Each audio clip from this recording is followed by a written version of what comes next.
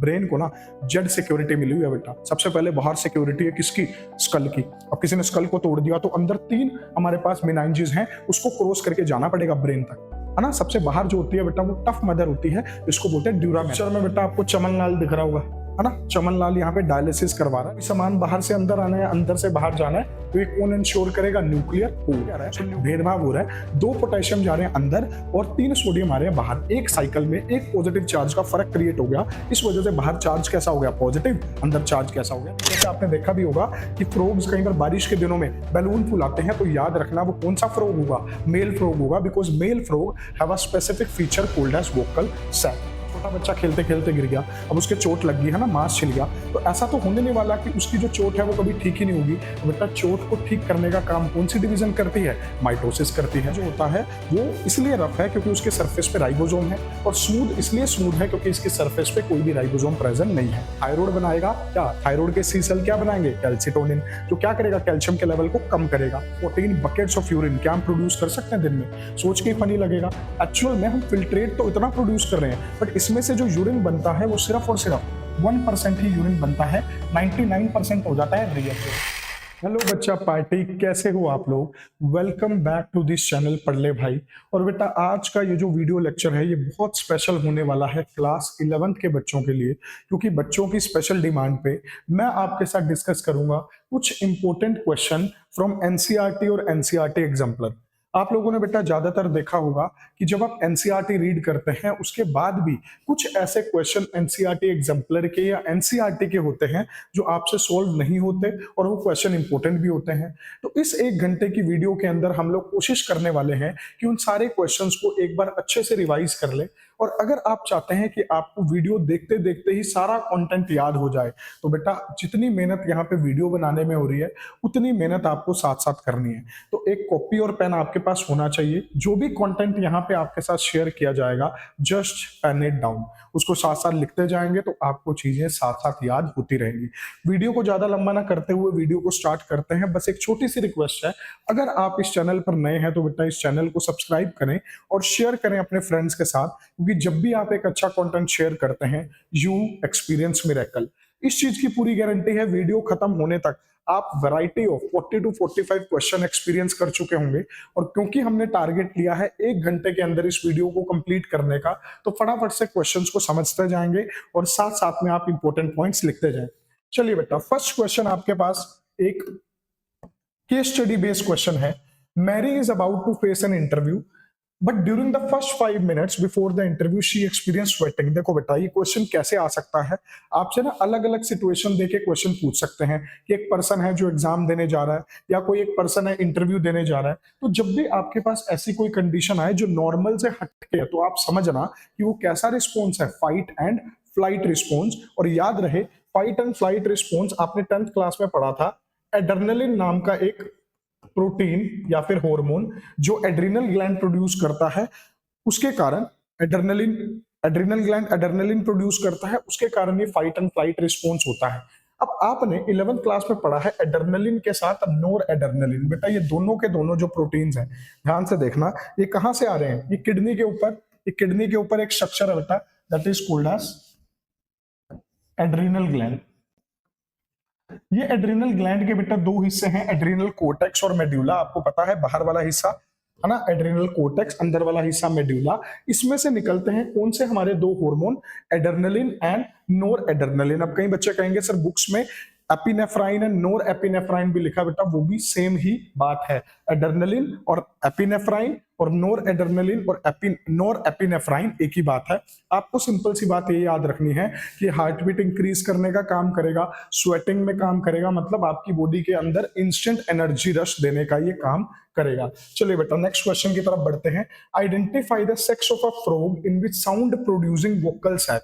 बेटा एक टर्म आप लोगों ने सुनी होगी, सेक्सुअल डाइमॉर्फिज्म। लिखिए अपने पास, सेक्सुअल डाइमॉर्फिज्म। बेटा सेक्सुअल डाइमॉर्फिज्म का मतलब होता है मेल और फीमेल देखने से अगर किसी एनिमल में डिफरेंशिएट हो जाए, अगर देखने में किसी एनिमल के अंदर मेल और फीमेल डिफरेंशिएट हो जाए, that is called a sexual dimorphism. आपको याद होगा, आपने अपनी बायो लैब में एस्कैरिस देखा होगा, मेल और फीमेल में डिफरेंशिएशन होती है ना, स्ट्रेट है और कर्व है। सिमिलरली फ्रॉग के केस में मेल के पास बेटा वोकल सैक होते हैं। अभी मैं आपको पिक्चर दिखा देता हूँ, देखो इस तरीके से आपने देखा भी होगा कि फ्रॉग्स कई बार बारिश के दिनों में बैलून फुलाते हैं, तो याद रखना वो कौन सा फ्रॉग होगा, मेल फ्रॉग होगा, because male frog have a specific feature called as vocal sac. फिर वो पूछ रहा है what is the feature of a metacentric chromosome. बेटा देखिए क्रोमोसोम का स्ट्रक्चर कुछ ऐसा होता है। अब क्रोमोसोम के अंदर यहाँ पे एक स्ट्रक्चर लगा होता है that is called a centromere. Red colour से बना देता हूं, this is called a centromere. अब सेंट्रोमेयर की पोजीशन के बेसिस पे, सेंट्रोमेयर की पोजीशन के बेसिस पे हमारे पास क्रोमोसोम डिफरेंट टाइप के हो सकते हैं। अगर सेंट्रोमेयर सेंटर में लगा हो तो ऐसे क्रोमोसोम को बोलते हैं मेटासेंट्रिक। मैंने आपको समझाने के लिए चारों टाइप के क्रोमोसोम यहाँ पे लिख दिया, मेटासेंट्रिक, सब मेटासेंट्रिक। अच्छा व्हाइट पे व्हाइट नहीं चलेगा है ना, इस फिनोमिना को क्या बोलेंगे, अभी तो चलो बाय चांस नहीं चल रहा, इस फिनोमिना को क्या बोलेंगे, अभी मैंने व्हाइट मार्कर से व्हाइट पे लिखने की कोशिश करी, इस फिनोमिना को बोलते हैं बेटा camouflage. This phenomena is called as camouflage. ये भी फ्रॉग से रिलेटेड है, बट हमें ये इस क्वेश्चन में नहीं बताना। इस क्वेश्चन में मेटासेंट्रिक, सब मेटासेंट्रिक, एक्रोसेंट्रिक, टीलोसेंट्रिक। मेटासेंट्रिक में क्या होगा, जो सेंट्रोमेयर है वो बीच में होगा और इक्वल इक्वल डिस्ट्रीब्यूशन होगी। सब मेटासेंट्रिक में अगर मैं देखूं तो आपके पास ये जो सेंट्रोमेयर है ये थोड़ा सा इधर टिल्टेड है, एक्रोसेंट्रिक में बिल्कुल ही एंड तक है और टीलोसेंट्रिक में तो बिल्कुल टिप पे आ गया। तो टाइप ऑफ क्रोमोसोम पे भी क्वेश्चन काफी बार पूछे जाते हैं। सिगरेट स्मोकिंग कोज एम्फीमा, सजेस्ट रीजन। बेटा आप लोगों ने एक टर्म पढ़ी होगी, very very important term respiration में, EMPHY एम्फीमा कंडीशन के अंदर क्या होता है, जो हमारे एल्वियोलर सैक हैं उसका सरफेस एरिया रिड्यूस हो जाता है, एयरवेज नैरो हो जाते हैं। कई बार इस वर्ड पे भी क्वेश्चन मिलेगा कि एयरवेज नैरो हो जाते हैं। देखो यहाँ पे आपको दिख रहे हैं, अगर बेटा एल्वियोलर सैक नैरो हो गया, अगर एल्वियोलर सैक नैरो हो गए तो क्या एक्सचेंज ऑफ गैसेस हो पाएंगी प्रॉपरली, नहीं हो पाएंगी। अगर एक्सचेंज ऑफ गैसेस प्रॉपर नहीं होंगी तो पर्सन को सांस लेने में बहुत दिक्कत होने वाली है। तो एम्फीमा सिगरेट स्मोकिंग से बेटा बहुत ज्यादा फर्क पड़ता है। जो लोग स्मोक, इवन पैसिव स्मोकर भी जो होते हैं, मान लो घर में कोई स्मोकिंग कर रहा है और कोई बच्चा उसको इनहेल कर रहा है तो उसको भी ये प्रॉब्लम इन फ्यूचर हो सकती है। तो cigarette smoking is injurious to health जो बोलते हैं, उसका सबसे बड़ा खतरा ये है, सांस लेने में लॉन्ग रन में दिक्कत होती है। और साथ में सिगरेट के धुएं में तो एक गैस भी तुम्हें पता है, दैट इज कार्बन मोनोऑक्साइड। अगला क्वेश्चन बहुत इंपॉर्टेंट है, discuss the role of calcium 2 positive ion in muscle contraction and draw neat sketches. बेटा यहाँ पे आपको एक मसल दिख रही है, यहाँ पे ये मसल क्या हो रही है, this picture representing muscle contraction. अब मेरी बात को ध्यान से सुनना बेटा, मसल कॉन्ट्रैक्शन के लिए हमारे पास दो प्रोटीन रिस्पॉन्सिबल होते हैं, एक होता है मायोसिन और एक होता है एक्टिन। एक्चुअल में ये जो एक्टिन और मायोसिन है ये एक दूसरे पे स्लाइड करते हैं और इसी वजह से इस थ्योरी को बोला गया स्लाइडिंग फिलामेंट थ्योरी। अब यहाँ पे बेटा मैंने अपने हैंड रिटन नोट्स लगाए हैं, एक बार पहले एक्टिन और मायोसिन का स्ट्रक्चर समझ लेते हैं। ये स्ट्रक्चर बहुत इंपॉर्टेंट है, एनसीईआरटी के अंदर गिवन है। This is the structure of actin and this is the structure of myosin. आगे के क्वेश्चन में बेटा एक्टिन का स्ट्रक्चर दिया होगा, उसके पार्ट्स लेबल करने होंगे, तो अभी एक्टिन के स्ट्रक्चर को ढंग से समझ लेते हैं। ये जो गोले आपको नजर आ रहे हैं बेटा, इसको बोलते हैं एफेक्टिन। बीच में जो रस्सी जैसा आपको नजर आ रहा है इसको बोलते हैं ट्रोपोमायोसिन, और बीच में जो तीन तीन ट्राइमर दिख रहे हैं इसको बोलते हैं ट्रोपोनिन। क्लियर। अब होता क्या है, जो ये कैल्शियम आयंस हैं बेटा, ये कैल्शियम आयन जाके बाइंड करते हैं इस ट्रोपोनिन पे, और ट्रोपोनिन पे जैसे ही कैल्शियम आके बाइंड करेगा वैसे ही ये जो एक्टिन है, जैसे ही ये बाइंड होगा वैसे एक्टिन के अंदर कुछ कॉन्फॉर्मेशनल चेंजेस होंगी। अब जैसे ही कॉन्फॉर्मेशनल चेंजेस होंगी, मायोसिन को एक्टिन से बाइंड करने के लिए जो जगहें छुपी हुई थी, मास्क हुई थी, लिखा हुआ है एनसीईआरटी में, मास्क हुई थी, वो क्या हो जाएंगी, अनमास्क हो जाएंगी। और अगर ये अनमास्क हो गई तो एक्टिन और मायोसिन की क्या हो जाएगी, बाइंडिंग हो जाएगी। वैसे ये बेटा बिल्कुल इलेबोरेटिव टॉपिक है 5 मार्क्स का, बट आपको ये समझना है कि कैल्शियम आयन जाके बाइंड करते हैं ट्रोपोनिन की भी टीपीसी सब यूनिट पे। अभी तो मैंने बोला ट्रोपोनिन, बट अगर डिटेल में पढ़ोगे तो ट्रोपोनिन की भी टीपीसी सब यूनिट पे जाके बाइंड करते हैं, जिसकी वजह से एक्टिन के अंदर कॉन्फॉर्मेशनल चेंजेस आते हैं। एक्टिन के अंदर कॉन्फॉर्मेशनल चेंजेस आएंगे तो मायोसिन एक्टिन के साथ जाके बाइंड करेगा, क्योंकि एक्टिन की जो साइड छुपी हुई थी मायोसिन से चिपकने वाली वो एक्सपोज होगी। अब मायोसिन एक्टिन के साथ जाके बाइंड करेगा, एक्टिन मायोसिन की बाइंडिंग होगी, hence muscle contraction will takes place due to sliding filament theory. अब ये कैल्शियम आयंस आए कहां से बेटा, ये जो पूरा का पूरा नर्व इंपल्स वाला पूरा का पूरा स्टोरी आपने ब्रेन वाले चैप्टर में पढ़ा है, है ना, ये साइनेप्टिक वेसिकल टकराते हैं, न्यूरोट्रांसमीटर निकलता है। जब ये सारा कुछ होता है तो यहाँ पे बेटा सार्कोप्लाज्मिक रेटिकुलम होते हैं, उनमें से निकलते हैं कैल्शियम 2 पॉजिटिव आयन। तो ये कैल्शियम 2 पॉजिटिव आयन उसमें से निकलते हैं। बट आपको सिर्फ क्वेश्चन में कैल्शियम 2 पॉजिटिव आयन का फीचर पूछा था तो मैंने ये बता दिया, अदरवाइज डिटेल में अगर कहोगे तो इसकी एक स्पेसिफिक वीडियो में बना दूंगा। अगर आपको इसका स्क्रीनशॉट लेना है तो आप स्क्रीनशॉट ले लो, क्योंकि इसके अंदर मैंने एक एक चीज फ्लोचार्ट की फॉर्म में एक्सप्लेन कर रखी है। नेक्स्ट क्वेश्चन यहाँ पे पूछ रखा है, a milkman is very upset one morning. बेटा अगर मैं ये लाइन टू लाइन पढ़ूंगा तो बहुत टाइम लगेगा, सुनो। वो कह रहा है कि एक मिल्कमैन है जो दूध निकालता है, देखो कैटल। अब ये जब दूध निकाल रहा है तो मिल्क ना इजेक्ट नहीं हो रहा। अगर मिल्क इजेक्ट नहीं हो रहा तो क्या दिक्कत है? उसने क्या किया, इस गाय के बछड़े को बोलते हैं काल, इस गाय के बछड़े को लाके इस गाय के पास छोड़ दिया। अब गाय के बछड़े ने जैसे ही गाय को टच किया, है ना, इसको टच किया, या फिर यहाँ पे लिख रखा ऑन फोंडलिंग। फोंडलिंग का मतलब होता है इसको टच करना इन अ वेरी लव्ड वे। तो जैसे लव्ड वे के साथ इसको टच किया तो मिल्क प्रोडक्शन होना स्टार्ट हो गया। बेटा फीमेल में भी ऐसा ही होता है, ह्यूमन बीइंग में बच्चे को जैसे ही मदर टच करती है तो फीमेल के अंदर कुछ हार्मोनल चेंजेस होते हैं जिसकी वजह से मिल्क इजेक्शन हो जाता है। तो यहाँ पे जो हार्मोन की बात हो रही है, दैट हार्मोन इज ऑक्सीटोसिन। आपको पता है oxytocin hormone is the milk ejecting hormone. याद रखना बेटा, oxytocin posterior lobe of pituitary से निकलता है और इसका मेन काम होता है मिल्क इजेक्शन का। Describe the role of endocrine gland. Gland pituitary लिखोगे, posterior lobe, hormone associated with this response. याद रहे, अगर कोई आपसे पूछे कि मिल्क बनवाता कौन है तो मिल्क प्रोडक्शन का काम किसका है? प्रोलैक्टिन का। बट मिल्क इजेक्ट कौन करवाता है? Then the answer would be oxytocin hormone. Very very important question. चलिए बेटा अगले क्वेश्चन की तरफ। एक्टिन मायोसिन हो गया। Differentiate between RER and SER. बेटा सिंपल सी बात है, एंडोप्लाज्मिक रेटिकुलम होता क्या है? एंडोप्लाज्मिक रेटिकुलम बेसिकली न्यूक्लियस की मेम्ब्रेन की ही एक्सटेंशन है, कुछ इस तरीके से दिखती है। This is endoplasmic reticulum. अब यहाँ पे आपको दोनों एंडोप्लाज्मिक रेटिकुलम में एक फर्क दिख रहा होगा। एक के अंदर आपको राइबोसोम्स नजर आ रहे हैं। अगर किसी की सरफेस पे ये दाने दाने से प्रेजेंट है, राइबोसोम प्रेजेंट है, तो क्या मैं कह सकता हूँ ये रफ है? So this is rough endoplasmic reticulum. और क्योंकि इसके सरफेस पे कोई भी राइबोसोम प्रेजेंट नहीं है तो इसको हम क्या बोलेंगे? SER, that is smooth endoplasmic reticulum. तो पहला डिफरेंस हमें ये समझ में आना चाहिए कि जो रफ एंडोप्लाज्मिक रेटिकुलम होते हैं, रफ जो होता है वो इसलिए रफ है क्योंकि उसके सरफेस पे राइबोसोम है, और स्मूथ इसलिए स्मूथ है क्योंकि इसकी सरफेस पे कोई भी राइबोसोम प्रेजेंट नहीं है। अब तुम्हें पता है राइबोसोम्स क्या है? प्रोटीन फैक्ट्री है। तो रफ एंडोप्लाज्मिक रेटिकुलम का मेन फीचर हो गया प्रोटीन बनाना, और स्मूथ एंडोप्लाज्मिक रेटिकुलम का मेन काम हो गया लिपिड सिंथेसिस।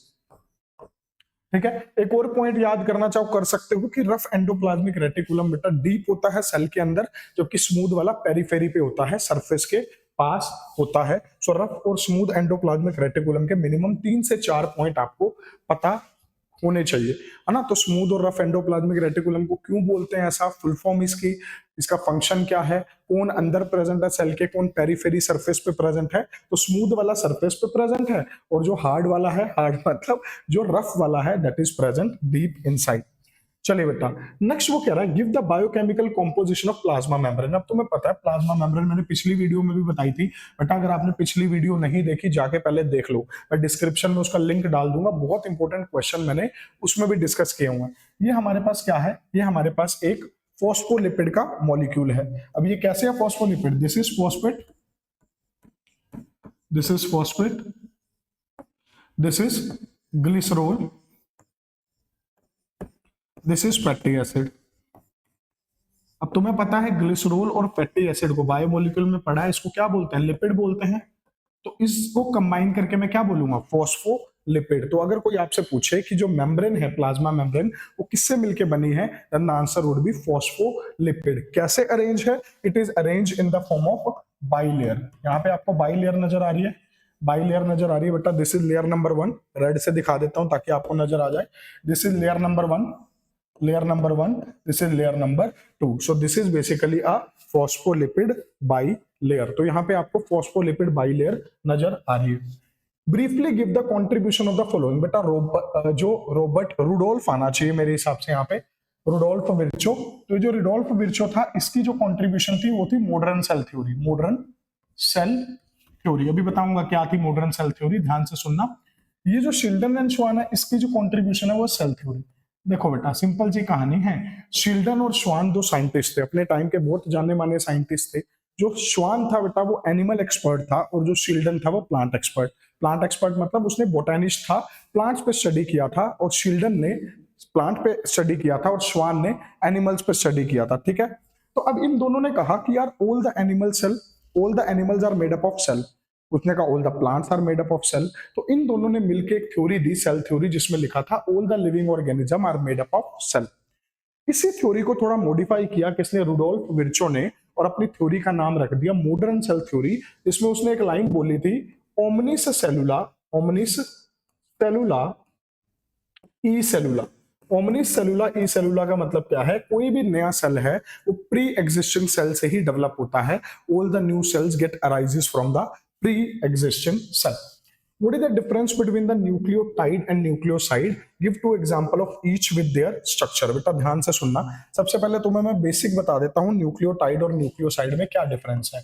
एक रट्टा लगाना पड़ेगा आपको न्यूक्लियोटाइड और न्यूक्लियोसाइड में। बेटा न्यूक्लियोसाइड और न्यूक्लियोटाइड कॉम्बिनेशन होता है किस किस का, एक होता है नाइट्रोजनस बेस्ड, और साथ में होती है एक पेंटोज शुगर। ठीक है, अगर तुम थोड़ा डिटेल जानना चाह रहे हो नाइट्रोजनस बेस कौन सा होता है, तो वो ए भी हो सकता है, टी भी हो सकता है, जी भी हो सकता है, सी भी, और जो पेंटोज शुगर है वो क्या होगी, राइबोज शुगर। ठीक है, ये हो गया हमारे पास न्यूक्लियोसाइड। अगर मुझे न्यूक्लियोसाइड से बनाना है न्यूक्लियोटाइड, तो मुझे क्या करना पड़ेगा, इसमें ऐड करना पड़ेगा फॉस्फेट ग्रुप। क्या ऐड करना पड़ेगा, फॉस्फेट ग्रुप। तो अगर मेरे पास नाइट्रोजनस बेस है, ध्यान से सुनना, अगर मेरे पास नाइट्रोजनस बेस है और पेंटोज शुगर है, then it would be called as nucleoside. But अगर मैंने इसमें फॉस्फेट ग्रुप ऐड कर दिया, then it become nucleotide. So nucleotide is equal to nucleoside plus phosphate group. अब देखते हैं इसका एनसीईआरटी में क्या डायग्राम बना हुआ है। देखो adenine, uracil, adenosine, uridine, adenylic acid. अब इसमें क्या क्या लिख रखा है बेटा, ये है हमारे पास न्यूक्लियोसाइड के एग्जांपल। न्यूक्लियोसाइड के एग्जांपल क्या है, एडिनोसिन एग्जांपल है, यूरिडिन एग्जांपल है, एडिनाइलिक एसिड एग्जांपल है। तो ये एग्जांपल गिवन है। इसके स्ट्रक्चर बेसिक से तुम्हें पता होने चाहिए, किसमें दो रिंग्स हैं और किसमें सिंगल रिंग है। क्लियर। अब यहाँ पे प्यूरिन और पायरिमिडीन पे भी क्वेश्चन आ सकता है, सी, यू और टी। ये क्या होता है, पायरिमिडीन। मैंने पिछली वीडियो में भी बताया था, कट द पायरिमिडीन से याद रखना है। हम कह रहे हैं कट कर दो पायरिमिडीन को, तो सी यू ओ टी पायरिमिडीन, ए और जी क्या होते हैं, प्यूरिन। ए और जी क्या होते हैं, प्यूरिन। अगर न्यूक्लियोटाइड और न्यूक्लियोसाइड पूछेंगे तो बेटा सिर्फ नाम के ना पीछे कुछ वर्ड चेंज हो जाता है, जैसे एडिनोसिन है, यूरिडिन है, ये साइड के एग्जाम्पल होते हैं, तो ये न्यूक्लियोसाइड के एग्जाम्पल होते हैं। बट अगर पीछे आइलिक एसिड हो तो ये किसके एग्जाम्पल हो जाएंगे, न्यूक्लियोटाइड के। तो एडिनाइलिक एसिड जैसे लिखा हुआ है, these are the example of nucleotide. तो न्यूक्लियोटाइड और न्यूक्लियोसाइड में आपको बेसिक अंतर पता होना चाहिए, और इसका स्ट्रक्चर भी बेसिक पता होना चाहिए। सबसे इंपॉर्टेंट ये भी है कि वो लास्ट में कहाँ पे एंड कर रहे हैं। जैसे न्यूक्लियोटाइड होगा तो पहचान क्या, आइलिक एसिड होगा, साइटिडाइलिक एसिड ऐसा, और ये जो है इसके लास्ट में साइन होगा, एडिनोसिन है ना, यूरिडिन ऐसा कुछ होगा, साइटिडिन। तो ये नेम्स आपको याद रखने हैं किसके, न्यूक्लियोटाइड और न्यूक्लियोसाइड के। चलिए, अ सेल हैव 32 क्रोमोसोम, बिल्कुल सही बात है। सेल के पास कितने क्रोमोसोम है, 32 क्रोमोसोम है। ठीक है जी। माइटोसिस डिवीजन हो रही है, what is the number of chromosome during metaphase, what would be the DNA content during anaphase. मुझे बताओ बेटा, G1 के बाद S हुआ, S के बाद G2 हुआ, और G2 के बाद M हुआ। ठीक है, नंबर ऑफ क्रोमोसोम पूछ रखे हैं, डीएनए कंटेंट और number of chromosome. Number of chromosome तो रहने वाले हैं 32, because chromosome number get remain same mitosis में। माइटोसिस में क्रोमोसोम का नंबर क्या रहेगा, सेम रहेगा। Clear. What would be the DNA content during the anaphase. Anaphase के अंदर क्या होगा, एनाफेज के अंदर डीएनए कंटेंट क्या होगा, डबल अप हो चुका है ना। डीएनए कंटेंट कहां डबल हो जाता है, एस फेज में। ये याद रखनी है बात कि एस फेज में ही तो डीएनए कंटेंट डबल हो गया था। तो आंसर आएगा DNA content get double up, जबकि क्रोमोसोम नंबर क्या रहने वाले हैं, इट विल रिमेन सेम। तो ऐसे सिंपल से क्वेश्चन आपको ट्विस्ट करके दे सकते हैं। आपको ये बात याद रखनी है, जैसे ही सेल ने एस फेज को क्रॉस किया, जैसे ही सेल ने एस फेज को क्रॉस किया, तो बेटा याद रहे एस फेज के अंदर डीएनए कंटेंट हो जाता है डबल, बल्कि क्रोमोसोम नंबर क्या रहते हैं, सेम रहते हैं। Significance of mitosis and meiosis in multi cellular organism. बेटा ध्यान से सुनना, माइटोसिस एक कैसी डिवीजन है? माइटोसिस एक इक्वेशनल डिवीजन है। इक्वेशनल का मतलब क्या है? जिसके अंदर क्रोमोसोम नंबर क्या रहने वाले हैं? सेम रहने वाले हैं।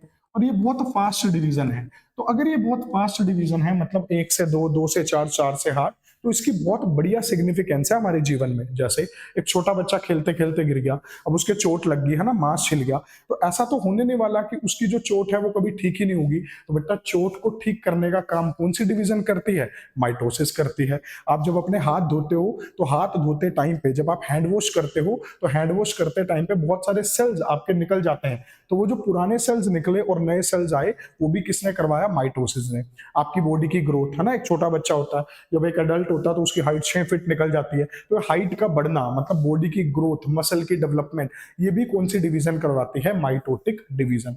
अब मियोटिक डिवीजन में क्या होता है? क्रोमोसोम नंबर हाफ हो जाते हैं। अब क्रोमोसोम नंबर हाफ कहाँ करवाने हैं? बेटा जहां गैमेट बनाना है, क्लास 10th में भी पढ़ा है, गैमेट बनाने हैं तो क्रोमोसोम नंबर हाफ करने पड़ेंगे ताकि जाइगोट के अंदर क्रोमोसोम नंबर रिस्टोर रहे। तो गैमेट्स बनने के टाइम पे मियोसिस बहुत इंपॉर्टेंट रोल प्ले करती है, पहला पॉइंट। दूसरा इंपॉर्टेंट पॉइंट, मियोसिस के कारण वेरिएशंस आती हैं, नई वैरायटीज जनरेट होती हैं, और अगर नई वैरायटीज जनरेट होती हैं तो उससे बेटा नए ऑर्गेनिज्म आएंगे, एवोल्यूशन होगा। सो माइटोसिस और मियोसिस की सिग्निफिकेंस बहुत इंपॉर्टेंट है, पढ़ लेना। एक रिएक्शन है बेटा, इस रिएक्शन के अंदर अगर आप ध्यान से देख पा रहे हो, 2H2 give rise to 4H positive plus O2 plus 4 electron. Based on the above equation, answer the following question. Where does this reaction takes place in plants? ये रिएक्शन कहाँ पे हो रही है? अगर तुम्हें याद हो, हमारे पास बेटा एक थाइलाकोइड था। थाइलाकोइड की इनर मेम्ब्रेन पे, थाइलाकोइड की इनर मेम्ब्रेन पे यहाँ पे एक फोटोलाइटिक कॉम्प्लेक्स होता है, जहां पे ये रिएक्शन होती है, H2O टूटता है, इसमें से H पॉजिटिव ऑक्सीजन और इलेक्ट्रॉन निकलते हैं। तो ये रिएक्शन कहां पे हो रही है? Where does this reaction? Inner thylakoid membrane, inner thylakoid membrane, thylakoid की भी अंदर वाली मेम्ब्रेन पे कॉम्प्लेक्स लगा हुआ है और वहां पे ये रिएक्शन हो रही है। What is the significance of this reaction? Significance ये है, जब वाटर टूटेगा तो उसी से तो हमें ऑक्सीजन मिलेगी, उसी से तो हमें इलेक्ट्रॉन मिलेंगे, ताकि ये पूरा प्रोसेस आगे कंटिन्यू हो पाए। बेटा जब ये वाटर टूट रहा है, जब ये वाटर टूट रहा है तो हमें दो चीजें क्या मिल रही हैं? एक तो हमें मिल रही है ऑक्सीजन। क्या हमें ऑक्सीजन चाहिए? बिल्कुल चाहिए। जो आपके पास फोटोसिंथेसिस के बाद प्लांट से हमें जो ऑक्सीजन मिलती है वो वाटर के टूटने से ही मिलती है, वाटर से ही आती है। और 4 इलेक्ट्रॉन जरूरी है ताकि इलेक्ट्रॉन ट्रांसपोर्ट चेन में इलेक्ट्रॉन मूव करें और ये पूरा का पूरा प्रोसेस कंटिन्यू हो पाए। Answer the following, name the major site where RBCs are formed. बेटा याद रखना, आरबीसीज कहां पे फॉर्म होते हैं? आरबीसी होते हैं रेड बोन मैरो में। वैसे बोन मैरो भी लिख सकते हो, but red bone marrow. Bone marrow क्या होती है? हमारी बोन्स के बीच में, मान लो ये बोन है ना, मान लो ये बोन है, तो इस बोन के बीच में बेटा एक खोखली सी कैविटी होती है, that is called as bone marrow. यहाँ पे हमारे पास एक प्रोटीन एक्ट करता है, इरिथ्रोपोइटिन। इरिथ्रोपोइटिन, स्पेलिंग देख लेना एक बार, इरिथ्रोपोइटिन, जो एक प्रोसेस कराता है जिसको बोलते हैं इरिथ्रोपोइसिस। इरिथ्रोपोइसिस, तो इरिथ्रोपोइसिस एक प्रोसेस है आरबीसीज बनने का। देखो इरिथ्रोपोइसिस एक प्रोसेस है जिससे इरिथ्रोसाइट्स बनते हैं। इरिथ्रोपोइटिन प्रोटीन है जो इरिथ्रोपोइसिस करवाता है। देखो प्रोसेस का नेम क्या है? इरिथ्रोपोइसिस। प्रोडक्ट क्या बनता है? इरिथ्रोसाइट मतलब आरबीसी। प्रोटीन कौन सा यूज होता है जिससे प्रोसेस हो सके? Erythropoietin. Which part of the heart is responsible for maintaining the rhythmic activity? बेटा नोड्स के ऊपर क्वेश्चन आ सकता है, बहुत इंपॉर्टेंट है। नोड इंपॉर्टेंट रोल प्ले करता है। हमारे पास एक एसए नोड होता है, पेसमेकर। वैसे तो इसका आंसर एसए नोड ही होगा, एसए नोड होगा, पेस मेकर, जो ये इंश्योर करता है कि रिदमिक एक्टिविटी मेंटेन रहे। बेटा हार्ट के अंदर ना ऑटो एक्साइटेबल सिस्टम होता है कि ऑटोमेटिकली हार्ट पंप करने का सिग्नल आता है, कहां से? एसए नोड से। It is called as pacemaker. अगर इसको शांत करना हो, थोड़ा सा इसको रेगुलेट करना हो, तो एक एवियन नोड भी होता है जिसको बोलते हैं pacesetter. But sino atrial या एसए नोड पेस मेकर है, और एवियन एट्रियो वेंट्रिकुलर नोड जो है वो क्या है? पेस सेटर है। What is the specific in the heart of crocodile? बेटा क्रोकोडाइल के अंदर याद रखना, रेप्टाइल्स के अंदर 3 चैम्बर्ड हार्ट होता ना, बट इसके अंदर 4 चैम्बर्ड या 3.5 भी लिखा होता है कई जगह बुक्स में। क्रोकोडाइल बेटा एक एक्सेप्शन है। क्रोकोडाइल कह रहा है कि मैं एक्सेप्शन हूं, मेरे अंदर होना तो चाहिए था 3 चैम्बर्ड हार्ट, बट क्रोकोडाइल के अंदर होता है 3.5 चैम्बर्ड हार्ट या फिर 4 चैम्बर्ड हार्ट, आप बोल सकते हो। क्लियर? तो ये एक्सेप्शनल केस है, मतलब क्रोकोडाइल ने नाक कटवा रखी है रेप्टाइल की, एक्सेप्शनल केस लेके कि मेरे अंदर अलग तरीके से पंपिंग का प्रोसेस होगा। रेप्टाइल में 3 चैम्बर्स होते हैं, बट इसके अंदर 4 चैम्बर्ड हार्ट मिलता है। अब इसको कंप्लीट करना है बेटा, एनसीईआरटी का ही ये डायग्राम है, इसको कंप्लीट करना है ना। यहाँ पे हमारे पास साइक्लिक है या non cyclic, this is cyclic. अगर ये साइक्लिक फोटोफॉस्फोराइलेशन है तो साइक्लिक के अंदर क्या होता है, फोटो सिस्टम 1 होता है बेटा, साइक्लिक के अंदर क्या होता है, फोटो सिस्टम 1। और अगर ये फोटो सिस्टम 1 है तो यहाँ पे आएगा P700, दिस इज P700। ये जो P700 है बेटा, दिस P700 यहाँ पे आप लिख दोगे, ये 700 नैनोमीटर की लाइट को एब्जॉर्ब करता है। यहाँ पे क्या आएगा, इलेक्ट्रॉन एक्सेप्टर किसका, अगर नीचे फोटो सिस्टम 1 है तो फोटो सिस्टम 1, यहाँ पे क्या है, दिस इज सनलाइट, तो सनलाइट आई, एक्सेप्टेंस किसने की, P700 ने, इलेक्ट्रॉन एक्साइट हुए, एक्साइट होने के बाद इलेक्ट्रॉन एक्सेप्ट कर लिए फोटो सिस्टम 1 ने। Why do we believe chloroplast and mitochondria are the semi autonomous? बेटा सिंपल सी बात है, जिनके पास उनका खुद का डीएनए होता है उनको हम बोलते हैं सेमी ऑटोनोमस ऑर्गेनेली।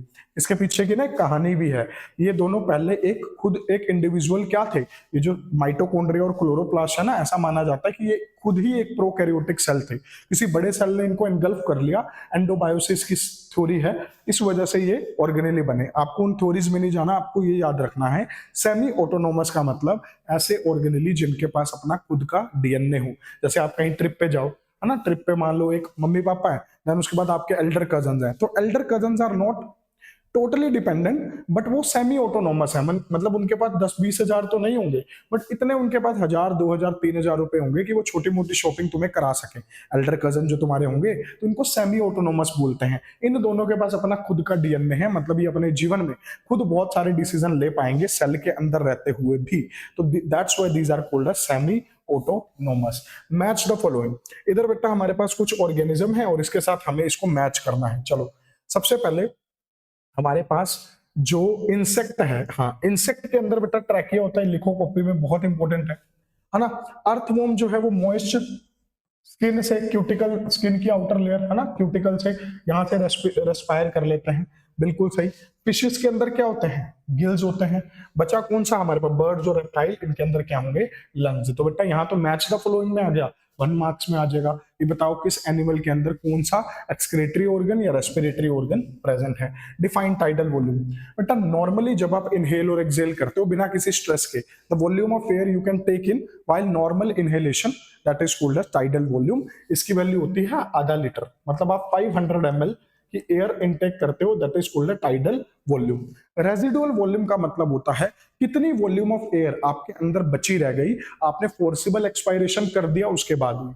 आप बेटा पहले इनहेल करो, फिर आप जब एक्सेल करोगे, एक्सेल करने के बाद भी आपका जो लंग्स है बेटा वो पूरी तरीके से खाली नहीं होता, कुछ अमाउंट की एयर आपके लंग्स में बची रह जाती है, that is called as residual volume. Next is asthma, बेटा अस्थमा एक तरीके का डिसऑर्डर है ना, एलर्जिक डिसऑर्डर है, it is allergic hypersensitivity है, बॉडी की एलर्जिक डिसऑर्डर है जिसमें सांस लेने में बहुत दिक्कत होती है ना बेटा। आपने देखा होगा अस्थमा वाले जो पर्सन होते हैं वो पंप भी यूज करते हैं ताकि उनका जो पैसेज है वो ब्रॉड हो सके, उनको सांस आ सके। अस्थमा बेसिकली एक एलर्जिक कंडीशन है। A fluid filled double membrane layer surround the lungs, name it and mention the important function। आपको पता है बेटा एक लेयर होती है लंग्स के चारों तरफ, इसको बोलते हैं प्लूरा, है ना। प्लूरा के 2 टाइप्स भी होते हैं, पैराइटल प्लूरा और विसरल प्लूरा, उसमें जाना चाहो जा सकते हो, बट प्लूरा बेसिकली इसका आंसर होगा। प्लूरा के अंदर फ्लूइड होता है जिसको बोलते हैं प्लूरल फ्लूइड। अगर लिखना चाहो तो लिख सकते हो 2 टाइप के प्लूरा के नाम, विसरल और पैराइटल। दूर वाली, परे वाली पैराइटल, और विसरल वाली होती है जो लंग्स के साथ चिपकी होती है, तो विसरल एंड पैराइटल प्लूरा। तो ये इंपॉर्टेंट है, याद रखेंगे। अगेन मैच द फॉलोइंग आ गया। इधर हमारे पास कुछ सिस्टम है बेटा, लिम्फेटिक सिस्टम। लिम्फेटिक सिस्टम का काम क्या होता है, to drain back the tissue fluid. ये आपने 10th में भी पढ़ा ना बेटा, आपने लिम्फ और वो टिश्यू फ्लूइड ये पढ़ा है। पल्मोनरी वेन, पल्मोनरी वेन क्या करती है बेटा, वेन डीऑक्सीजनेटेड ब्लड कैरी करती है, बट पल्मोनरी के अंदर क्या एक्सेप्शन है, पल्मोनरी के अंदर एक्सेप्शन है कि ये ऑक्सीजनेटेड ब्लड कैरी करती है, तो इसको इससे मिला देते हैं। थ्रोम्बोसाइट्स हमारे पास क्या होते हैं, प्लेटलेट्स, वेरी इंपॉर्टेंट। अब प्लेटलेट्स तुम्हें पता है क्या करते हैं, ये कोएगुलेशन ऑफ ब्लड में हेल्प करते हैं बेटा। प्लेटलेट्स है ये सारे ना, जरूरी नहीं ये सेम क्वेश्चन करना है आपको, आपको इस क्वेश्चन में से भी सब पार्ट निकालने हैं नोट्स में से कि क्या क्वेश्चन पूछ सकते हैं। लिम्फोसाइट्स होते हैं डब्ल्यूबीसी, है ना, डब्ल्यूबीसी है तो ये इम्यून रिस्पॉन्स को रेगुलेट करते हैं, है ना। इसके बाद बेटा डिजीज पे क्वेश्चन आ रखा, बहुत इंपॉर्टेंट है डिजीज पे question. Acute chest pain due to failure of oxygen supply to heart muscle, बेटा याद रखना angina pectoris, angina pectoris. Acute का मतलब होता है थोड़ी देर के लिए, है ना बेटा। अगर आपके चेस्ट को, हार्ट के जो टिश्यूज हैं उसको सफिशिएंट ऑक्सीजन ना मिले तो एकदम से बेटा सीवियर चेस्ट पेन होगी, लगेगा कि जैसे हार्ट अटैक है, पर वो हार्ट अटैक नहीं होता, that is angina pectoris. Increase systolic pressure, बेटा इसको बोलते हैं हाइपरटेंशन। हाइपरटेंशन बीपी बढ़ना, देसी भाषा में कहते हैं बीपी बढ़ गया, है ना। सिस्टोलिक ब्लड प्रेशर बढ़ जाए या डायस्टोलिक ब्लड प्रेशर बढ़ जाए तो ऐसी कंडीशन को बोलते हैं हाइपरटेंशन। देसी भाषा में तुमने सुना होगा, कहते हैं कि इस पर्सन का तो बीपी बढ़ गया, गुस्सा आ गया, तो that is hypertension situation. Which coronary artery disease is caused due to narrowing of the lumen of the arteries. देखो बेटा ध्यान से, यहाँ पे मैंने एक डायग्राम रखा तो था, पता नहीं वो है या नहीं है, नहीं है। यहाँ पे देखो यही है वो डायग्राम, मैं साइड वाली स्लाइड में देख रहा था। यहाँ पे देखो बेटा, दिस इज कोरोनरी आर्टरी, ये है कोरोनरी आर्टरी। और कोरोनरी आर्टरी के अंदर अगर आप देख पा रहे हो तो यहाँ पे बेटा कोलेस्ट्रॉल जम गया। क्या जम गया? कोलेस्ट्रॉल। जो फैट वाली चीजें ज्यादा खाते हैं उनके अंदर यहाँ कोलेस्ट्रॉल फैट डिपॉजिट हो गया, जिसकी वजह से ये एरिया क्या हो गया? रिड्यूस हो गया। अगर एरिया रिड्यूस होगा तो प्रेशर क्या हो जाएगा? इंक्रीज। तो पर्सन को बहुत प्रॉब्लम हो जाएगी। That disease is called as coronary artery disorder, और आर्थरियोस्क्लेरोसिस भी इसको बोलते हैं। एनसीईआरटी के अंदर मेंशन है, देख लेना। सो कोरोनरी आर्टरी डिसऑर्डर में कोरोनरी आर्टरी का जो ल्यूमन या सरफेस एरिया होता है वो क्या हो जाएगा? नैरो हो जाएगा। The composition of glomerular filtrate and urine is not same, बिल्कुल सही है बेटा। What is glomerular filtrate? Glomerular filtrate 180 litre बनता है एक दिन में, 180 लीटर एक दिन में। अब सोच के देखो बेटा, 180 लीटर का मतलब है 13-14 बाल्टियां, मतलब 13 to 14 बकेट्स ऑफ यूरिन क्या हम प्रोड्यूस कर सकते हैं दिन में? सोच के ही फनी लगेगा। एक्चुअल में हम फिल्ट्रेट तो इतना प्रोड्यूस कर रहे हैं, बट इसमें से जो यूरिन बनता है वो सिर्फ और सिर्फ 1% ही यूरिन बनता है, 99% हो जाता है रीएब्जॉर्ब। अब इसका 1% क्या बनेगा? 1.8। एनसीईआरटी 1.5 लीटर बोलती है कि हम 1.5 लीटर यूरिन प्रोड्यूस करते हैं दिन में। फिल्ट्रेट कितना बना? 180 लीटर। यूरिन कितना प्रोड्यूस किया? 1.5 litre. That is because of reabsorption. तो फर्स्ट पार्ट में जो पूछा है वो क्यों सेम नहीं है? क्योंकि बेटा जितना फिल्ट्रेट बना उसमें से 99% वापस से ब्लड स्ट्रीम में चला जाता है, और इसी प्रोसेस को बोलते हैं reabsorption. What is the procedure advice for the correction of the extreme renal failure? बेटा यहाँ पे आपको एक प्रोसेस होता दिख रहा है ना, यहाँ पे एक प्रोसेस दिख रहा तुम्हें, इस प्रोसेस को बोलते हैं डायलिसिस, है ना। इस पिक्चर में बेटा आपको चमन लाल दिख रहा होगा, है ना। चमन लाल यहाँ पे डायलिसिस करवा रहा है। डायलिसिस का मतलब क्या है? कि किडनी सही से काम नहीं कर रही, और किडनी के अंदर बेटा काम क्या है? किडनी का मेन काम, किडनी का मेन काम ये है कि यूरिन में बनाना, और मतलब जो ब्लड में यूरिया है उसको यूरिन के थ्रू बाहर करना। अब अगर वो वैसे नहीं हो पा रहा, किडनी फेल है, तो आर्टिफिशियल किडनी या फिर डायलिसिस से वो काम करना पड़ेगा। दोनों पिक्चर इसी चीज को रिप्रेजेंट कर रही है। पर्सन बैठा होगा, एक साइड से उसका ब्लड निकलता रहेगा, प्योरीफाई होता रहेगा, और दूसरी साइड से उसके अंदर जाता रहेगा। अब ये पिक्चर बेटा बनी हुई आ गई, इसके बेसिस पे आपको नाम बताना था। ये जो है हमारे पास क्या है? ये जो ट्राइमर होते हैं बेटा, इसको बोलते हैं, देखो तीनों याद करते हैं। सबसे पहले ये क्या था? ये गोला सा था, क्या था? एफेक्टिन, है ना। ये जो हमारे पास क्या था? ट्रोपोमायोसिन। ये क्या है? ट्रोपोनिन। This is troponin. ये जो रस्सी क्या है? This is tropomyosin. एक और गलती बच्चे करेंगे, ट्रोपोमायोसिन सुन के सोचेंगे मायोसिन का स्ट्रक्चर है, नहीं। एक्टिन के स्ट्रक्चर में मायोसिन प्रेजेंट है बेटा, एक्टिन के स्ट्रक्चर में ट्रोपोमायोसिन वर्ड आता है, तो कंफ्यूज नहीं होना। ये डायग्राम एक्टिन और मायोसिन के इंपॉर्टेंट है, अच्छे से देख के जाओगे। During the resting potential, the axon membrane is polarized, indicate the movement of positive and negative ion leading to polarization dramatically. Resting potential पे क्या पूछ रखा? देखो बेटा, ये न्यूरॉन्स का ना ये एक्सोन पार्ट होता है। ये जो पिंक पिंक आपको दिख रहा है एक्सोन, इसको ना मैं सिलेंडर की शेप में रिप्रेजेंट कर सकता हूँ ऐसे। ये मान लो बेटा मेरे पास क्या है? This is axon.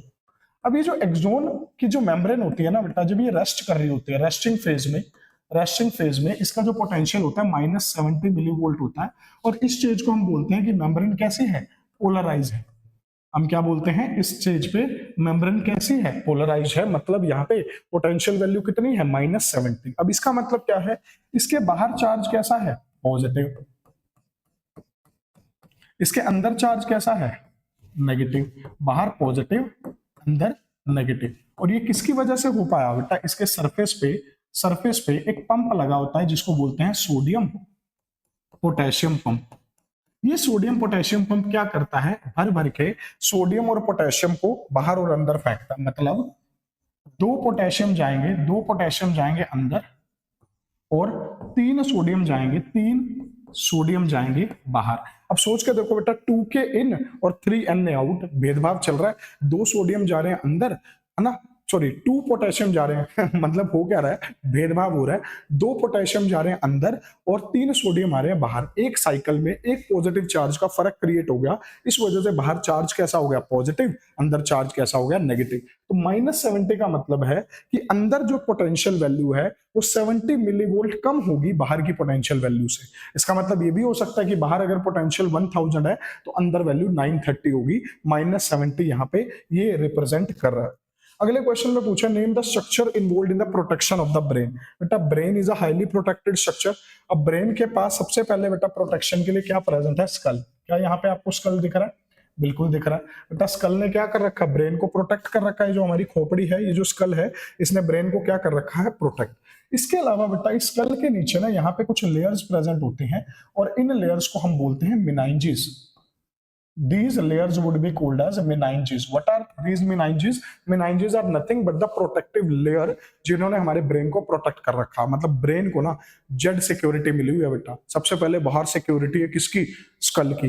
अब किसी ने स्कल को तोड़ दिया तो अंदर 3 हमारे पास मेनाइंजेस हैं, उसको क्रॉस करके जाना पड़ेगा ब्रेन तक, है ना। सबसे बाहर जो होती है बेटा वो टफ मदर होती है, इसको बोलते हैं ड्यूरा मैटर।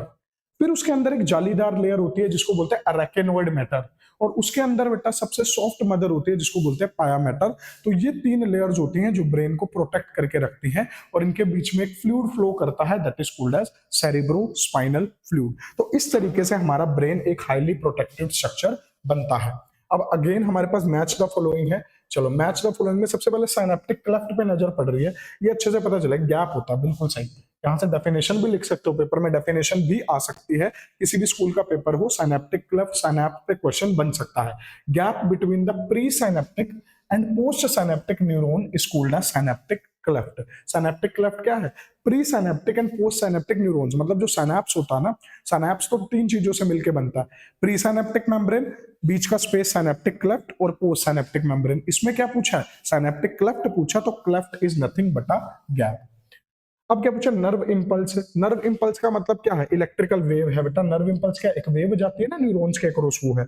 न्यूरोट्रांसमीटर एक केमिकल होगा, ये रहा। न्यूरोट्रांसमीटर की डेफिनेशन भी यहां से कर सकते हो, दीज आर द केमिकल। और बचा कौन सा, रेस्टिंग पोटेंशियल, जो अभी मैंने बताया था -70 मिलीवोल्ट। वो कह रहा है जब मेम्ब्रेन रेस्टिंग फेज में है तो जो भी उसका पोटेंशियल होगा that would be called as resting membrane potential. अगला क्वेश्चन बेटा ये एनसीईआरटी एग्जाम्पलर का ही है, इसमें कंप्लीट करने को बोला हुआ है। ह्यूमन न्यूरॉन सिस्टम है, न्यूरल सिस्टम, सीएनएस के साथ क्या आएगा, पीएनएस आएगा, बिल्कुल सही। अब ब्रेन के साथ क्या आएगा, स्पाइनल कोड आएगा, स्पाइनल कोड। अब तुम्हें पता है ब्रेन के आगे fore brain, mid brain, Hind brain, है ना, ये तो पता 10th क्लास का क्वेश्चन है। ऑटोनोमस नर्वस सिस्टम, यहाँ पे क्या आएगा, सोमैटिक नर्वस सिस्टम। सोमैटिक मतलब जो मेरी मर्जी के अकॉर्डिंग काम करे, ऑटोनोमस जो मेरी मर्जी के अकॉर्डिंग काम ना करे, ऑटोमेटिक काम करे। अब ऑटोनोमस में एक सिंपैथेटिक होता है और एक पैरासिम्पैथेटिक। तुम्हें पता है बेटा पैरासिम्पैथेटिक और सिंपैथेटिक नर्वस सिस्टम एक दूसरे के अपोजिट काम करते हैं। तुम्हारी हार्ट बीट को बढ़ाना, एलिवेट करना रिस्पॉन्स को सिंपैथेटिक कराता है, इसीलिए इसको फाइट एंड फ्लाइट रिस्पॉन्स भी बोलते हैं, fight and flight nervous system. और ये जो है बेटा ये शांत करता है। पैरासिम्पैथेटिक क्या करता है, रेस्ट एंड डाइजेस्ट, रिलैक्स करता है। तुम्हारी हार्ट बीट बढ़ी किसकी वजह से थी, सिंपैथेटिक। तुम्हारी हार्ट बीट को दोबारा नॉर्मल लेके आना किसका काम है, पैरासिम्पैथेटिक। एकदम से सामने से ट्रक आया, तुम्हारा एक्सीडेंट होते होते बचा, तो हार्ट बीट बढ़ना, पसीना आना, प्यूपिल का साइज डायलेट होना, ये सब किसने करवाना है, ये करवाना है सिंपैथेटिक ने। बट इसका अपोजिट काम कौन करवाएगा, पैरासिम्पैथेटिक, जो बैक टू नॉर्मल लेके जाएगा। तो एलिवेट कौन करवाएगा, sympathetic, back to normal parasympathetic. फटाफट से देखते हैं बेटा, व्हाट इज इरिथ्रोपोइसिस, अभी बताया आरबीसी बनने का प्रोसेस, इरिथ्रोसाइट्स बनने का जो प्रोसेस होता है इरिथ्रोपोइसिस होता है। हार्मोन का नाम अभी पीछे बताया था इरिथ्रोपोइटिन, प्रोसेस का नाम इरिथ्रोपोइसिस, हार्मोन का नाम, प्रोटीन का नाम इरिथ्रोपोइटिन। कहां पे होता है, बोन मैरो के अंदर होता है। Name the only hormone secreted by parse intermedia of the pituitary gland. Parse intermedia बनाता है बेटा एमएसएच, वेरी इंपॉर्टेंट क्वेश्चन। इसको बोलते हैं melanocyte, melanocyte stimulating hormone. Melanocyte stimulating hormone जो है मेलानोसाइट सिमुलेटिंग हार्मोन बेसिकली आपके मेलानोसाइट्स को सिमुलेट करता है ताकि वो मेलानिन बना सके, है ना, ताकि स्किन पिगमेंटेशन और कलर वगैरह के लिए रिस्पॉन्सिबल होता है। आपको सिर्फ इतना याद रखना है, एमएसएच जो है वो पार्स इंटरमीडिया प्रोड्यूस करते हैं, दैट प्रोड्यूस कैल्सीटोनिन। कैल्सीटोनिन कौन बनाता है बेटा? हमारा जो थायराइड ग्लैंड है ना, हमारा जो थायराइड ग्लैंड है उसके अंदर एक खास तरीके के सेल्स होते हैं जिनको बोलते हैं सी सेल्स। यहाँ दिखा देता हूँ, वो बनाते हैं क्या? वो बनाते हैं कैल्सीटोनिन। देखो बेटा यहाँ पे हमारे खास तरीके के सेल्स होते हैं जिनको बोलते हैं सी सेल्स। ये आपको गले में दिख रहा है बेटा थायराइड, गले में आपको थायराइड दिख रहा है। ये जो सी सेल्स हैं ये बनाते हैं कैल्सीटोनिन, और कैल्सीटोनिन नाम में नहीं जाना, कैल्सीटोनिन में तुम्हें लगेगा कैल्शियम लेवल को ये बढ़ाता है, और एक्चुअल में ये कैल्शियम लेवल को क्या कर देता है? कम कर देता है। इसका एक दूसरा भाई भी है जो पैराथायरॉयड हार्मोन है, पैराथायरॉयड, तो पैराथॉर्मोन है बेसिकली, पैराथायरॉयड ग्लैंड बनाता है। तो पैराथॉर्मोन क्या करता है? कैल्शियम लेवल को बढ़ाता है। तो इन दोनों की वजह से कैल्शियम मेटाबॉलिज्म रेगुलेट होता है। दोबारा सुनो, थायराइड बनाएगा क्या? थायराइड के सी सेल क्या बनाएंगे? कैल्सीटोनिन, जो क्या करेगा? कैल्शियम के लेवल को कम करेगा। सिमिलरली जो हमारे पास पैराथायरॉयड होते हैं, यहाँ पे पैराथायरॉयड ग्लैंड होते हैं थायराइड के अंदर, तो पैराथायरॉयड क्या बनाएगा? पैराथॉर्मोन, जिसका काम होता है कैल्शियम के लेवल को बढ़ाना, और ये दोनों मिलके कैल्शियम मेटाबॉलिज्म को रेगुलेट करते हैं। ये पिट्यूटरी है बेटा, पिट्यूटरी के अंदर ये बीच में पार्स इंटरमीडिया होता है, जिससे अभी बताया क्या प्रोड्यूस होगा? MSH, melanocyte stimulating hormone. ये बेटा आरबीसीज बनाने का पर्पस यही था, इरिथ्रोपोइसिस। आरबीसी बनने का प्रोसेस क्या है? इरिथ्रोपोइसिस, जो रेड बोन मैरो के अंदर होता है ना। Calcium plays a very important role. Same question आ गया, कैल्शियम हीमोस्टेसिस के लिए दो, अभी तो बताया वही सेम आ जाएगा। दोबारा बताऊं, पैराथॉर्मोन कैल्शियम लेवल, पारा बढ़ता है ना, तो पैराथॉर्मोन से याद रखना कैल्शियम के लेवल को बढ़ाना। तो पैराथॉर्मोन क्या करेगा? पैराथॉर्मोन कैल्शियम के लेवल को बढ़ाएगा। तो पेपर में ऐसे लिख दोगे, पैराथॉर्मोन कहां से आया? पैराथायरॉयड से आया। इसका काम क्या है? कैल्शियम के लेवल को बढ़ा देना। सिमिलरली हमारे पास कैल्सीटोनिन, कैल्सीटोनिन का काम क्या है? कैल्शियम के लेवल को घटा देना। इस वजह से ये दोनों क्या करते हैं? इस वजह से ये दोनों मिलके कैल्शियम के मेटाबॉलिज्म को रेगुलेट करते हैं, कैल्शियम के मेटाबॉलिज्म को रेगुलेट करते हैं। तो कैल्शियम के मेटाबॉलिज्म को रेगुलेट करने वाले ये दो इंपॉर्टेंट हार्मोन है, और इन दोनों का काम एक दूसरे के अपोजिट है, तो एंटागोनिस्टिक भी बोल सकते हैं। The work is antagonistic of each other. Which hormone deficiency is responsible for diabetes mellitus? तुम्हें पता बेटा, इंसुलिन, डायबिटीज किसकी वजह से होती है? इंसुलिन की कमी के कारण। अगर इंसुलिन की कमी हो जाए तो डायबिटीज मेलाइटस। गोइटर किसकी वजह से होगा? थायरोक्सिन, 10th का क्वेश्चन है, तो थायरोक्सिन होता है, अगर इसकी कमी हो जाए तो goitre. Next one is cretinism. बेटा क्रेटेनिज्म भी थायरोक्सिन की कमी के कारण ही होता है, पर ये बच्चा पैदा होने से पहले होगा। मतलब अगर ध्यान से सुनना, एक female proper thyroid rich diet ना ले, थायराइड रिच मतलब थायरोक्सिन रिच डाइट ना ले। थायरोक्सिन रिच का मतलब क्या? Iodine rich. कंफ्यूजन होगी तो दोबारा सुनो बेटा, आयोडीन बहुत जरूरी है थायरोक्सिन के बनने के लिए। 10th में तुमने पढ़ा था, हमारे गले में जो थायराइड है वो थायराइड बनाता है थायरोक्सिन, है ना। वो थायरोक्सिन बनने के लिए बेटा आयोडीन बहुत जरूरी है, तो हम नमक खाते हैं जिसके अंदर आयोडीन हो। अगर एक प्रेग्नेंट वुमेन सफिशिएंट अमाउंट का आयोडीन ना ले ड्यूरिंग प्रेगनेंसी, तो जो बच्चा पैदा होगा वो मेंटली रिटार्डेड होगा, मतलब थोड़ा सा पागल हो सकता है, मेंटल लेवल पे एबनॉर्मल हो सकता है। That disorder is called as cretinism. तो है दोनों ही थायरोक्सिन से रिलेटेड, बट एक क्या है जो प्री नेटल यू कैन से, जन्म से पहले की प्रॉब्लम है, मतलब बच्चा पैदा होगा इस बीमारी के साथ, क्रेटेनिज्म। क्रेटी वर्ड मेनली मैड के लिए यूज होता है, तो लेटिन में, तो वहां से वर्ड आया है। Next one, draw level diagram of a gram seed का डायग्राम और मेज सीड। बेटा याद रखना, ग्राम सीड जो है, ग्राम सीड क्या है? डाइकोट है, ये डाइकोट है ना। और मेज क्या है? मक्का। ये देखो यहाँ पे स्वीट कॉर्न आपको दिख रहे हैं, ये क्या है? मोनोकोट। तो मोनोकोट और डाइकोट सीड का डायग्राम आपको बेटा मोर्फोलॉजी वाले चैप्टर में मिल जाएगा। 10th में भी तुमने पढ़ा था, है ना, मोनोकोट और डाइकोट। डाइकोट का तो ऐसे डायग्राम बनाते थे 10th में, है ना। तो ग्राम सीड का तो ऐसे ही बन जाएगा, ग्राम सीड का तो ऐसे ही बन जाएगा, है ना। तो यहाँ पे हमारे पास ये क्या है? ल्यूम्यूल।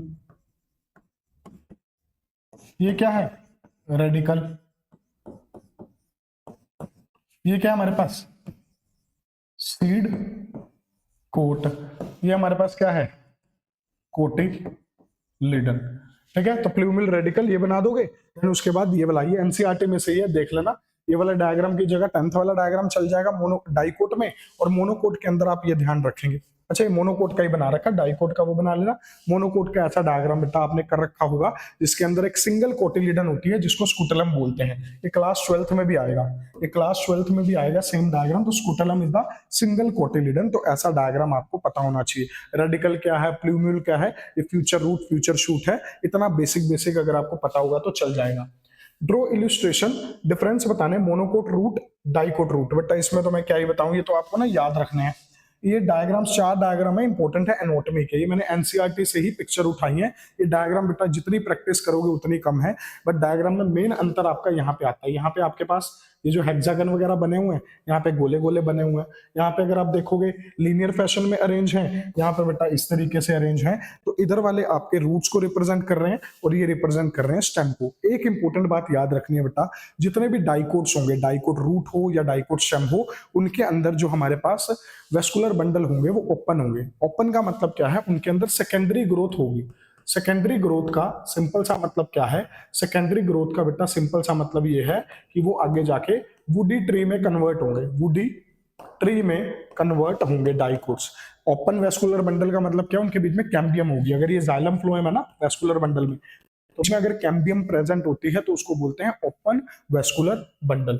चलिए बेटा अगला क्वेश्चन जो है, अगला क्वेश्चन था सोमेटल apparatus के ऊपर। Explain the structure of stomata with a well label diagram. बेटा 10th क्लास का अगेंस्ट क्वेश्चन है। सोमेटल apparatus का मतलब क्या होता है, जिसमें स्टोमेटा आ गया, स्टोमेटा के साथ जो साइड वाले सब्सिडरी सेल्स बोलते हैं, है ना, जिसको एपिडर्मल सेल्स भी बोलते थे, बनाते थे ना, ये जो साइड वाले सेल्स है, ये जो सेल्स है ये भी आ गए। सोमेटल पोर आ गया, जो पूरा का पूरा स्ट्रक्चर बन के आएगा, that is called stomatal apparatus। तो स्टोमेटा का स्ट्रक्चर आपने 10th में पढ़ा था, इसको रिवाइज कर लेना, कई बार एग्जाम में पूछा जा सकता है। What is mesosome in prokaryotic cell, mention the function, है ना। मेसोसोम क्या होता है, mesosome is nothing but these are the inner folding. Mesosomes are nothing but these are the inner foldings. ये क्या है, ये इनर फोल्डिंग्स हैं। किसकी इनर फोल्डिंग्स हैं, these are the inner foldings of the plasma membrane. मतलब ये membrane की, बैक्टीरियल सेल की जो प्लाज्मा मेम्ब्रेन है ना, उसकी इनर फोल्डिंग। अब क्या जरूरत पड़ी है बेटा, बैक्टीरिया के पास माइटोकॉन्ड्रिया तो होता नहीं, तो माइटोकॉन्ड्रिया को कंपनसेट करने के लिए बैक्टीरिया की जो इनर मेम्ब्रेन की फोल्डिंग होती है उसको मेसोसोम बोलते हैं। और मेसोसोम का फंक्शन सेम होता है, एटीपी प्रोडक्शन। मेसोसोम का फंक्शन सेम ही होता है, that is ATP production. The cell is the basic unit of life. बिल्कुल बता बेटा, सेल आगे जाके कंप्लीट ऑर्गेनिज्म बनाते हैं। कैसे बनाते हैं, क्या हमें ये बात पता है, cell combine to form tissue. 9th class का क्वेश्चन है। तो टिश्यू कंबाइन होते हैं तो क्या बनता है, ऑर्गन बनता है। अब ये ऑर्गन आगे जाके मिलेगा तो क्या बना लेगा, ऑर्गन सिस्टम। मान लो ये ऑर्गन है, लीवर है ना, लीवर है, लीवर के यहाँ पे एक पेनक्रियास बना दे, यहाँ पे मान लो एक होल ब्लेडर बना दे, तो ये बन गया हमारे पास ऑर्गन सिस्टम। और ये ऑर्गन सिस्टम कंबाइन करके क्या बना लेता है, एक complete organism. That's why you can say cell is the structural and functional unit of life. चलिए बेटा फटाफट करते हैं। What are nuclear pore. बेटा आपको न्यूक्लियस के ऊपर यहाँ पे होल्स नजर आ रहे हैं, ये ब्लू कलर के होल्स नजर आ रहे हैं, इन्हीं होल्स को बोलते हैं न्यूक्लियर पोर। यहाँ पे 3D में दिख रहा है, यहाँ 2D में है। These are called nuclear pore. बेटा कोई भी अगर घर पे भी तुम्हारे दरवाजे खिड़कियां हैं तो उसका काम क्या है, एक्सचेंज का।